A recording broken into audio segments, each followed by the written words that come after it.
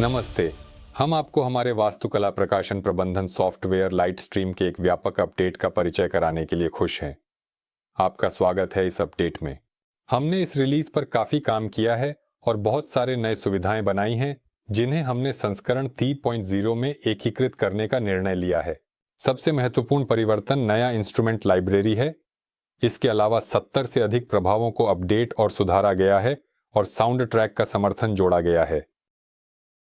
एक और महत्वपूर्ण अतिरिक्तता है कि परियोजनाओं के बीच संगीत को स्थानांतरित करने की सुविधा, जो काम की प्रक्रिया को सरल बनाती है। DXF प्रारूप में फाइलों को आयात करने की सुविधा जोड़ी गई है। नया जादुई बटन 3D मैजिक बटन त्रुटियों को ठीक किया गया है ताकि आपके लिए सबसे आरामदायक उपयोग सुनिश्चित किया जा सके। तो आपका स्वागत है लाइट स्ट्रीम संस्करण 3.0 का अपडेट।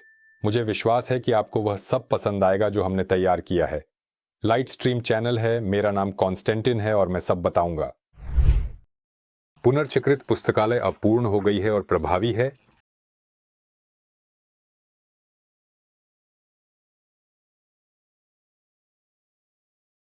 नई पुस्तकालय में नए ब्रांड जोड़े गए। हमारे साथी और तुरंत तैयार लाइट चुन सकते हैं।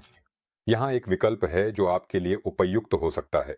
सभी परियोजना में उपकरण स्वचालित रूप से सहेजे जाते हैं, बिना परियोजना होगी।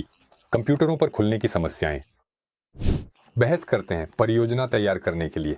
आर्काइवेशन में कलेक्ट प्रोजेक्ट जोड़ा गया है, जो प्रोजेक्ट में उपयोग किए जाने वाले सभी फाइलों को एक ही फोल्डर में इकट्ठा करेगा और उनके पथ पुनर्निर्माण करेगा। अब आप अपने उपकरण बना सकते हैं। अपने उपकरणों की पुस्तकालय को सुरक्षित रखें। नया उपकरण बना सकते हैं या प्रतिलिपि बना सकते हैं।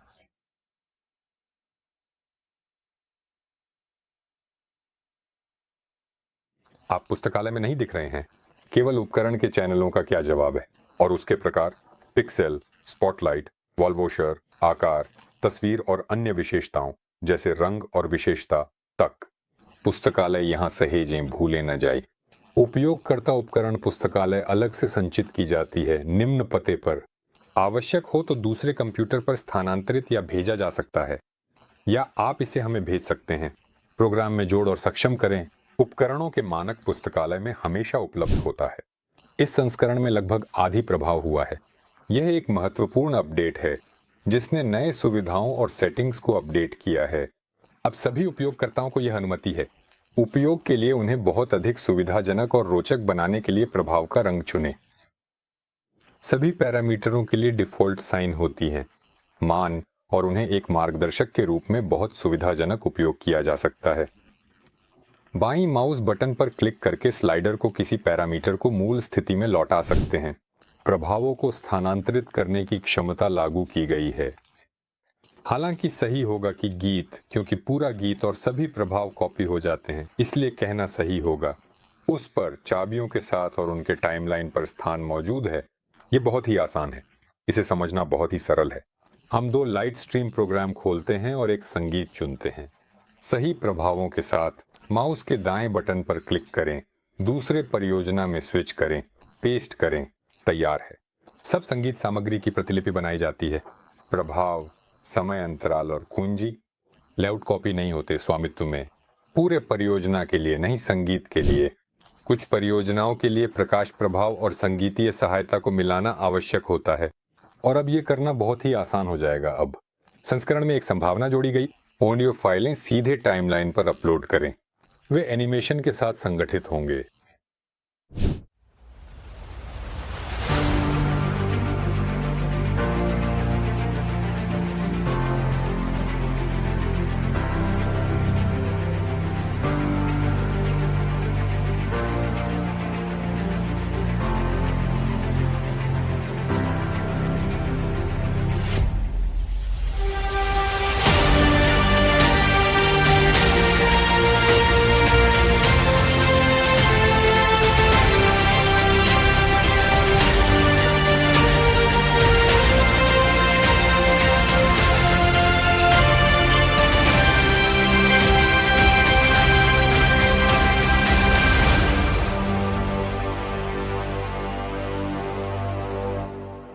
संप्रेषण के समर्थन की आवाज की गति शुरू हो गया है और हम आगे बढ़ेंगे। इस दिशा में उपकरणों को सुधारें करें। हमारे टेलीग्राम चैनल में सॉफ्टवेयर में सुधार के प्रस्तावों को समर्पित एक खंड है और हमें वहां आपकी इच्छाओं को देखने के लिए खुशी होगी। बहुत सारे तत्वों को पुनर्प्रोसेस किया गया है। पुराने परियोजनाओं से स्विच करते समय कुछ छोटी मोटी बातें हो सकती हैं जो प्रभाव डाल सकती हैं। यहाँ सिफारिश आसान है। अगर आपके पास वर्तमान परियोजना है और आप काम कर रहे हैं तो परियोजना पूरी न होने तक वही संस्करण रखें। प्रोग्राम के नए संस्करण में परियोजना खोलने से पहले पुरानी परियोजना को अलग नाम से सहेजें और यह नहीं भूलने के लिए कि करने के लिए बैकअप अब पिछले संस्करण के प्रोग्राम में बनाए गए परियोजना को खोलने पर हमेशा दिखाई देगा। परियोजना सहेजने से पहले जांच करने और प्रतिलिपि बनाने की अनुरोध करता है। पिछले परियोजना में असाधारण लाइटिंग उपकरण का उपयोग किया था तो नई संस्करण के साथ परियोजना खोलने के बाद सेटिंग्स रीसेट हो सकती है। वे रेड ग्रीन ब्लू बन जाएंगे। इसे ठीक करने के लिए निम्नलिखित करें। ऑन ऑटो पैचिंग बंद करें। बढ़िया है, मैं बता दूंगा। ऑन ऑटो पैचिंग में प्रकार या पते में परिवर्तन होने पर अन्य उपकरणों के पते स्वचालित रूप से पुनर्गणन हों। ऑन ऑटो पैचिंग सक्षम होने पर पोर्ट के अंदर किसी भी परिवर्तन से उपकरणों के पते की स्वचालित पुनर्गणना होती है। पिछले परियोजना में उपकरणों के पास पहले से ही आवश्यक पते थे, इसलिए कोई गणना करने की जरूरत नहीं है। ऑटो पैचिंग बंद करें। हम आवश्यक उपकरणों को चुनते हैं। हम प्रतिदिन पुस्तकालय में जाने के लिए नियमित रूप से जाते हैं। नया फीचर चुनें या पुस्तकालय में से लें। उसे 2 पुस्तकालयों में पहुंच होती है। अन्य परियोजनाओं में उपकरण उपयोग करना है तो पुस्तकालय को सहेजें। बटन चुनें और पुस्तकालय बंद करें। यह फीचर जरूरी है। लाइट्स ने खड़ी होने का निर्णय लिया है और अपनी जगह पर हैं। आवश्यकता होने पर 3D पूर्वावलोकन में उपकरणों को घुमाने की आवश्यकता होगी। 3D पूर्वावलोकन पुस्तकालय पर किसी प्रभाव का असर नहीं होता है। DXF आयात करें। सिद्धांत: ऑटोकैड या अन्य DXF समर्थित सॉफ्टवेयर में पिक्सेलों के स्थान पर वृत्त बनाना आवश्यक होता है। प्रारंभिक से आगामी तक सरणियों द्वारा अनुक्रमिक रूप से जोड़ें और विशेष रूप से टुकड़ों में और न कि पॉलीलाइन में। लाइट स्ट्रीम में पिक्सेल बनाने का क्रम संपूर्ण होगा।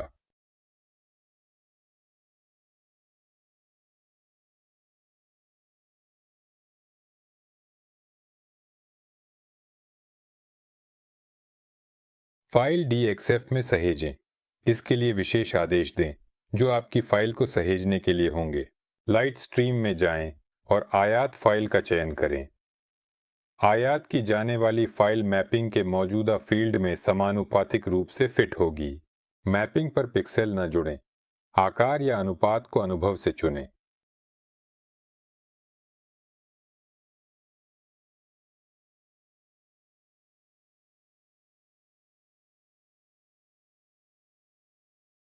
ऑटोकैड से लाइट स्ट्रीम में पिक्सेल्स स्थानांतरित किए जा सकते हैं, लेकिन यह अभी भी सब नहीं है।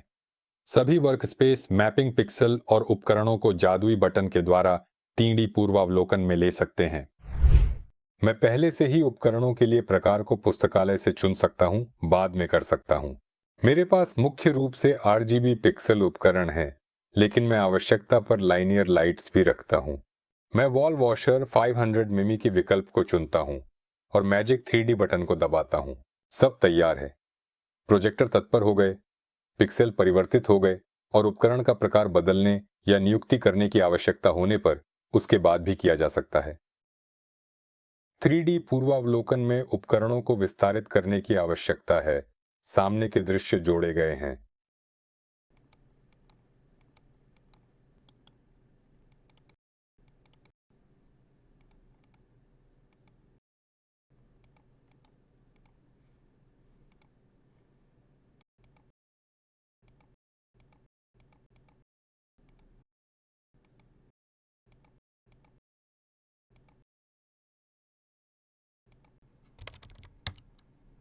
ग्रिड में मॉडल छवि को F3 बटन से सक्षम और अक्षम किया जा सकता है। F4 तीसरे दृश्य में कैमरा, स्प्लाइन और प्रोजेक्टर को चालू और बंद करता है।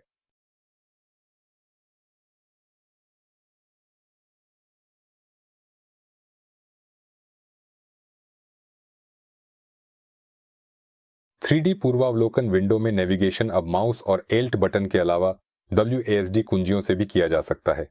इसके साथ कैमरे की गति मुख्य कीबोर्ड पर प्लस और माइनस की मदद से नियंत्रित की जाती है और शिफ्ट और माउस के मध्य बटन को दबाए रखने पर कैमरे को घुमाया जाएगा। इसके अलावा 3D पूर्वावलोकन में चमक ब्लूम जोड़ा गया है। तीव्रता सेट कर सकते हैं, लेकिन आवश्यकता पर बंद कर सकते हैं। मुझे आशा है कि आपको हमारा नया संस्करण पसंद आएगा। टेलीग्राम चैनल में सुझाव और प्रश्न लिखें, सदस्यता लें और फिर मिलते हैं। अलविदा।